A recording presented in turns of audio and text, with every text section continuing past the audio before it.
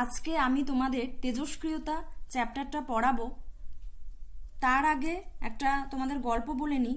সেটা হলো 1896 খ্রিস্টাব্দে বিজ্ঞানী হেনরি বেকারেল এক্স-রশ্মি সংক্রান্ত বিভিন্ন পরীক্ষা নিরীক্ষা করার জন্য ইউরেনিয়াম ধাতুরই একটি লবণ পটাশিয়াম ইউরেনিল সালফেট নিয়ে পরীক্ষা নিরীক্ষা শুরু করেন এবং তিনি দেখতে পেলেন যে ওই লবণটি কালো কাগজে মোড়া ফটোগ্রাফিক প্লেটকে অন্ধকারের মধ্যেও আক্রমণ করে, কিন্তু দৃশ্যমান আলো তো অন্ধকারের মধ্যে দিয়ে যেতে পারে না। তাহলে এই ঘটনা থেকেই তিনি সিদ্ধান্তে আসেন যে ইউরেনিয়াম ঘটিত ওই লবণটি থেকে এমন এক প্রকার অদৃশ্য রশ্মি স্বতঃস্ফূর্তভাবে নির্গত হয় যেটা কালো কাগজে মোড়া ফটোগ্রাফিক প্লেটকে আক্রমণ করছে, এবং এই রশ্মি নির্গমন কোনো অবস্থাতেই বন্ধ হয় না বা একে কোনোভাবে নিয়ন্ত্রণও করা যায় না। পদার্থ থেকে স্বতঃস্ফূর্তভাবে নির্গত এই বিশেষ ধর্ম সম্পন্ন রশ্মির নাম দেওয়া হয় বেকারেল রশ্মি। পরে বিজ্ঞানী ম্যাডাম কুরি এই রশ্মির নাম দেন তেজস্ক্রিয় রশ্মি, আর এই ঘটনা থেকেই তেজস্ক্রিয়তার আবিষ্কার। তেজস্ক্রিয়তা তাহলে কাকে বলে? প্রকৃতিতে এমন কতগুলি ভারী মৌলিক পদার্থ পাওয়া যায় যারা মুক্ত অবস্থায় অথবা যৌগের আকারে যেভাবেই থাকুক না কেন স্বতঃস্ফূর্তভাবে রশ্মি বিকিরণ করতে পারে। এই স্বতঃস্ফূর্তভাবে এইভাবে বিভিন্ন রশ্মি বিকিরণের ঘটনাকেই বলে তেজস্ক্রিয়তা। তেজস্ক্রিয় পদার্থের উদাহরণ: uranium, polonium, radium, thorium, radon ইত্যাদি মৌলগুলি তেজস্ক্রিয় পদার্থের উদাহরণ। একটি কৃত্রিম তেজস্ক্রিয় মৌল কি? কৃত্রিম তেজস্ক্রিয় মৌল হলো ফসফরাসেরই একটি আইসোটোপ চিহ্ন পি, যার ভর সংখ্যা 30 এবং পারমাণবিক সংখ্যা হলো 15। তেজস্ক্রিয়তা কেন দেখা যায়, কারণ কি? যে সমস্ত মৌলের নিউক্লিয়াসের নিউট্রন ও প্রোটন সংখ্যার অনুপাত 1.5 চেয়ে বেশি হয় সেই নিউক্লিয়াসগুলো অত্যন্ত অস্থায়ী হয়। এগুলি সুস্থিত হওয়ার জন্য স্বতঃস্ফূর্তভাবে তেজস্ক্রিয় রশ্মি বিকিরণ করে এবং স্থায়ী হওয়ার চেষ্টা করে। তাহলে নিউট্রন মানে স্মল এন আর প্রোটন মানে হলো পি। তাহলে n/p রেশিও গ্রেটার দেন 1.5 হলে তখনই সেই সমস্ত মৌলের নিউক্লিয়াসগুলো তেজস্ক্রিয় হবে।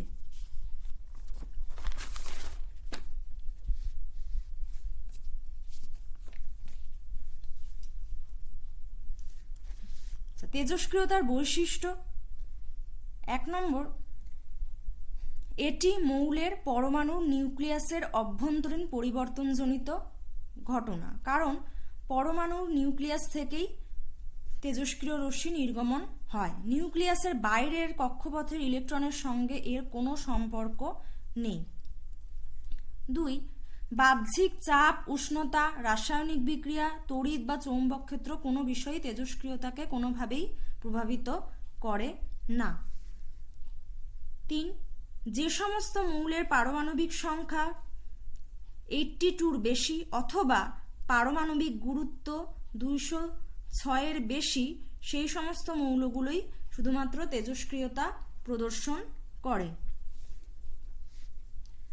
4, তেজস্ক্রিয়তা হলো একটি নিউক্লিয়াসের ভাঙন বা বিঘটন।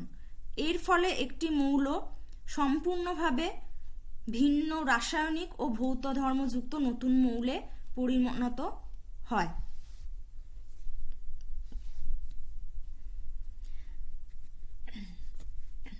তেজস্ক্রিয় পদার্থ থেকে নির্গত রশ্মির প্রকৃতি: তেজস্ক্রিয় পদার্থ থেকে যে রশ্মিগুলো নির্গত হয় সেগুলির প্রকৃতি জানার জন্য বিজ্ঞানী রাদারফোর্ড এবং আরও অন্যান্য বিজ্ঞানী নিচের পরীক্ষাটি করেন। পরীক্ষাটিতে কি হয়েছিল? একটি পুরু লেড ব্লকে মাঝখানে অবস্থিত একটি গভীর গর্তে সামান্য কিছু পরিমাণ তেজস্ক্রিয় পদার্থ নেওয়া হয়। এই লেড ব্লকের সামনে সরু ছিদ্রযুক্ত একটা একটা ধাতব পাত রাখা হলো। এই পাতের সামনে তড়িৎ ক্ষেত্র বা চৌম্বক ক্ষেত্র সৃষ্টির ব্যবস্থাও থাকে। আর এরই কিছু দূরে সামনে একটা ফটোগ্রাফিক প্লেট আমরা দেখতে পাচ্ছি, ছবিতে আঁকা আছে, ফটোগ্রাফিক প্লেট রাখা থাকে। সমগ্র যে পরীক্ষা ব্যবস্থাটাই কিন্তু বায়ুশূন্য প্রকোষ্ঠের মধ্যেই করা হয়।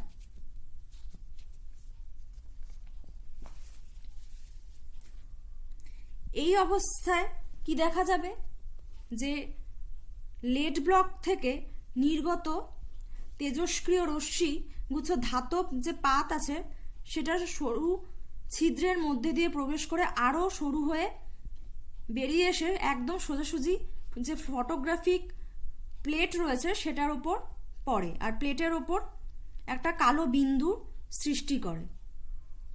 এরপরে ওই রশ্মির গতিপথেই শক্তিশালী তড়িৎ ক্ষেত্র সৃষ্টি করা হলো। এরপর কি দেখা যাবে, দেখা গেল যে ফটোগ্রাফিক প্লেটে প্রারম্ভিক বিন্দু ছাড়াও আরও দুই বিপরীত পাশে দুটো বিন্দুর গঠিত হয়েছে। তাহলে যে তড়িৎ ক্ষেত্র সৃষ্টি করা হয়েছিল সেই তড়িৎ ক্ষেত্রের মধ্যে দিয়ে যাওয়ার সময় তেজস্ক্রিয় রশ্মিটি তিনটে অংশে ভাগ হয়ে গেল। কি কি তিনটে অংশ? তেজস্ক্রিয় রশ্মিগুচ্ছের একটা অংশ তড়িৎ ক্ষেত্রের যে নেগেটিভ মেরু রয়েছে সেটার দিকে সামান্য কিছুটা বেঁকে অগ্রসর হয়ে ফটোগ্রাফিক প্লেটের প্রারম্ভিক বিন্দু যেটা ছিল সেই বিন্দুটি থেকে সামান্য দূরেই অন্য একটা নতুন বিন্দুর সৃষ্টি করেছে। এর থেকে কি সিদ্ধান্তে আসা যায় যে এই তেজস্ক্রিয় রশ্মির এই অংশটি হলো ধনাত্মক চার্জবাহী কণার সমষ্টি। ধনাত্মক চার্জবাহী কণা বলে সেটা নেগেটিভ তড়িৎ ক্ষেত্রের দিকে বেঁকে গেছে। তাহলে এই রশ্মির নাম দেওয়া হলো কি আলফা রশ্মি। দ্বিতীয় অংশটি কি হয়েছে? দ্বিতীয় অংশটি তড়িৎ ক্ষেত্রের পজিটিভ মেরুর দিকে অপেক্ষাকৃত বেশি মাত্রায় বেঁকে অগ্রসর হয় এবং প্রারম্ভিক বিন্দু থেকে বেশ কিছুটা দূরে নতুন একটা বিন্দুর সৃষ্টি করে। এর দ্বারা প্রমাণিত হয় যে তেজস্ক্রিয় রশ্মির এই দ্বিতীয় অংশটি ঋণাত্মক চার্জবাহী কণার সমষ্টি। ঋণাত্মক চার্জবাহী কণা বলেই এটা পজিটিভ তড়িৎ ক্ষেত্রের দিকে আকর্ষিত হয়ে বেঁকে গেছে।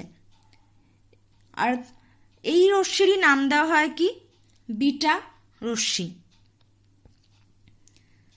বাকি যে তৃতীয় অংশটি রয়েছে সেই অংশটি কিন্তু তড়িৎ ক্ষেত্র দ্বারা কোনোভাবেই প্রভাবিত হয় না, সোজা বেরিয়ে যায় এবং প্লেটের প্রারম্ভিক যে বিন্দুটা ছিল সেই বিন্দুর ওপরই সমাপতিত হয়।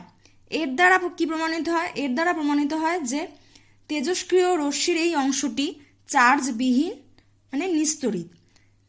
এর নাম দেওয়া হয় কি? এর নাম দেওয়া হয় গামা রশ্মি।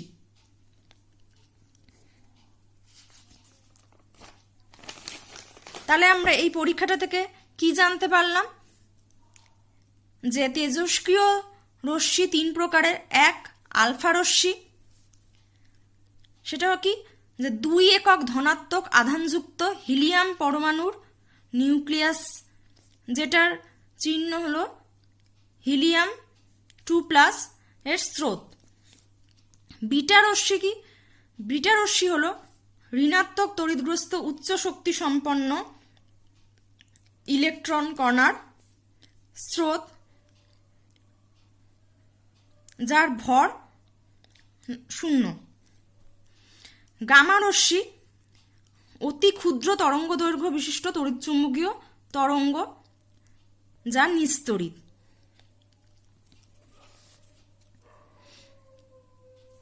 এবার আমরা জানব আলফা, বিটা ও গামা রশ্মির ধর্মের মধ্যে কি কি পার্থক্য রয়েছে।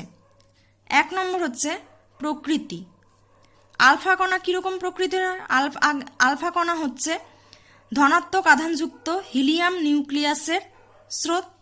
বিটা কণা হচ্ছে ঋণাত্মক তড়িৎগ্রস্ত উচ্চ শক্তি সম্পন্ন ইলেকট্রন কণার স্রোত। আর গামা রশ্মি হলো উচ্চ শক্তি সম্পন্ন তড়িৎ চুম্বকীয় তরঙ্গ।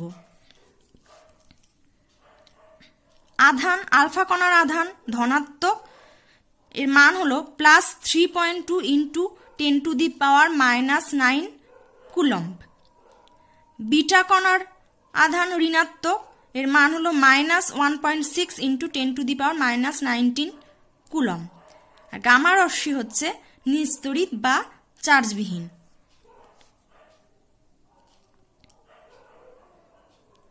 ভর, আলফা কণার ভর হলো 6.64 × 10⁻⁻27 কেজি। বিটা কণার ভর হলো 9.1 × 10⁻⁻31 কেজি। গামা রশ্মির কোনো ভর নেই।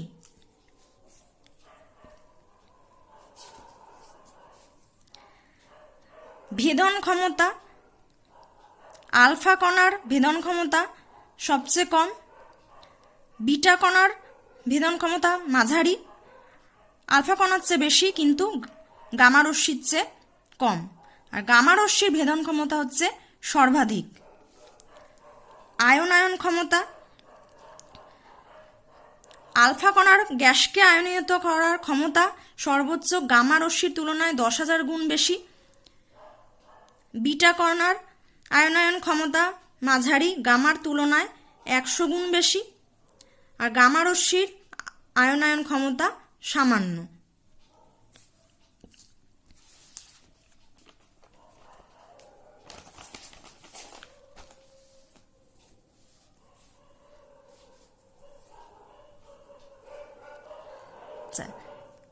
এবার আমরা জানব নিউক্লিয়াস থেকে তেজস্ক্রিয় রশ্মির নির্গমনের ফল। আলফা রশ্মি নির্গমনের ফল কি হয়?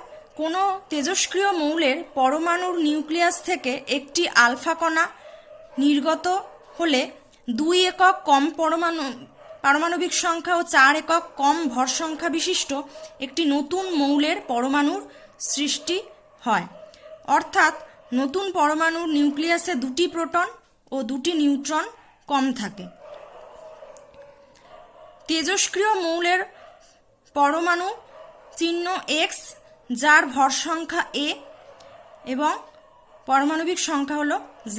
এখান থেকে যদি একটা আলফা কণা বেরিয়ে যায় তাহলে নতুন যে পরমাণুটা তৈরি হবে সেটার চিহ্ন কি হবে? সেটা চিহ্ন হবে Y, যেখানে ভর সংখ্যা 4 একক কম থাকবে, মানে ভর সংখ্যা হবে A-4। আর পারমাণবিক সংখ্যা 2 একক কম থাকবে, তাহলে পারমাণবিক সংখ্যা হবে Z-2। বিটা রশ্মি নির্গমনের ফল, কোনো তেজস্ক্রিয় মৌলের পরমাণু নিউক্লিয়াস থেকে একটি বিটা কণা নির্গত হলে 1 একক বেশি পারমাণবিক সংখ্যা বিশিষ্ট ও একই ভর সংখ্যা বিশিষ্ট একটি নতুন মৌলের পরমাণুর সৃষ্টি হয়। তাহলে কোনো তেজস্ক্রিয় মৌলের পরমাণু নিউক্লিয়াসের চিহ্ন দি X, এর ভর সংখ্যা A আর পারমাণবিক সংখ্যা Z, এখান থেকে যদি একটা বিটা কণা বেরিয়ে যায় তাহলে নতুন যে মৌলটা তৈরি হবে তাহলে তার চিহ্ন কি হবে? তার চিহ্ন হবে Y, যেখানে ভর সংখ্যার কোনো পরিবর্তন হবে না, ভর সংখ্যা A থাকবে আর পারমাণবিক সংখ্যা 1 একক বেশি হবে পূর্বের থেকে, তার মানে পারমাণবিক সংখ্যা হবে Z+1।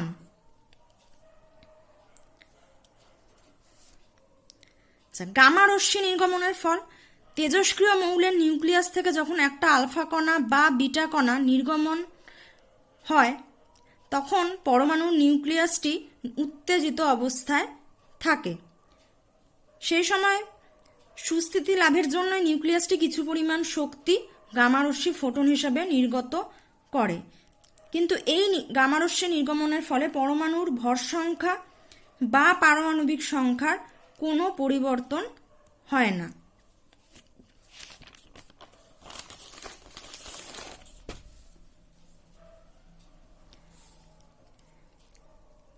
উত্তেজিত অবস্থায় কোনো মৌলের নিউক্লিয়াস হলো এক্স, যার ভর সংখ্যা হলো এ আর পারমাণবিক সংখ্যা হলো জেড। এটার উপর একটা স্টার চিহ্ন দেওয়া আছে, মানে এটা উত্তেজিত অবস্থা বোঝাচ্ছে। এখান থেকে গামা রশ্মি বেরিয়ে যাওয়ার পরে ওই মৌলটি স্বাভাবিক অবস্থায় আসে, তার মানে যার চিহ্ন হয় এক্স, আর এর ভর সংখ্যা কোনো পরিবর্তন হয় না, তার মানে ভর সংখ্যা এই থাকবে, আর পারমাণবিক সংখ্যারও কোনো পরিবর্তন হবে না, তার মানে পারমাণবিক সংখ্যাও জেড থাকবে। তেজস্ক্রিয়, একটা কথা মনে রাখতে হবে, তেজস্ক্রিয় মৌলের নিউক্লিয়াস থেকে কখনোই আলফা কণা বা বিটা কণা একসাথে নির্গমন হয় না।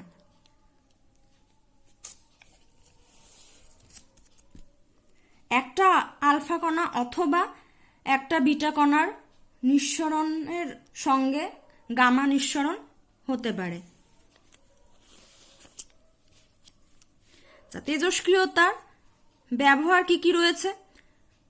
এই তেজস্ক্রিয়তার এই ঘটনাটিকে বিভিন্ন ক্ষেত্রে ব্যবহার করা হয়ে থাকে। চিকিৎসা ক্ষেত্রের মধ্যে যেমন ক্যান্সারের চিকিৎসায় radium, radio strontium, radio cobalt 60 isotope ব্যবহৃত হয়। ব্লাড ক্যান্সার বা ব্রেন টিউমারের ক্ষেত্রে ফসফরাস 32 আইসোটোপটি খুবই উপযোগী। থাইরয়েডের চিকিৎসায় আয়োডিন 131 আইসোটোপটি ব্যবহৃত হয়। বিজ্ঞানের বিভিন্ন রকমের অনুসন্ধানের কাজে তেজস্ক্রিয় সূচক হিসাবে সোডিয়াম 24 বা ফসফরাস 32কে ব্যবহার করা হয়ে থাকে। 3 নম্বর, তেজস্ক্রিয় পদার্থের বিঘটিত অংশ ও অবশিষ্ট অংশের মধ্যে কার্বন 12 ও কার্বন 14 এই আইসোটোপ দুটির অনুপাত পর্যালোচনা করে পৃথিবীর বয়স, বস্তুর প্রাচীনত্ব নির্ণয় করা যায়। একে রেডিও কার্বন ডেটিং বলে।